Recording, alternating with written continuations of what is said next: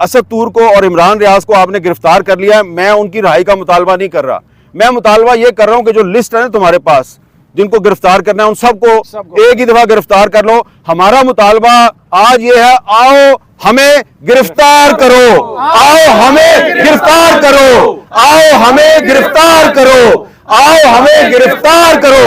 और अरशद शरीफ के कातलों की जो इन्वेस्टिगेशन है उसके लिए सुप्रीम कोर्ट ने एक इनिशिएटिव लिया था, वो मामला अभी दरमियान में है। तो बेहतर यह होगा कि Supreme Court of Pakistan Arshad Sharif के कातलों को खुद ही बेनकाब करे और सजा दे दे। हम सजा देने की तो अहलियत नहीं रखते, लेकिन हम अरशद शरीफ के कातलों को जानते हैं। ऐसा ना हो कि हम उनको नेम भी करें और शेम भी करें, और वो जो कातिल हैं उन्हें नेमिंग और शेमिंग से बचने के लिए पाकिस्तान छोड़ना पड़ जाए। हम पाकिस्तान नहीं छोड़ेंगे, तुम पाकिस्तान छोड़ोगे।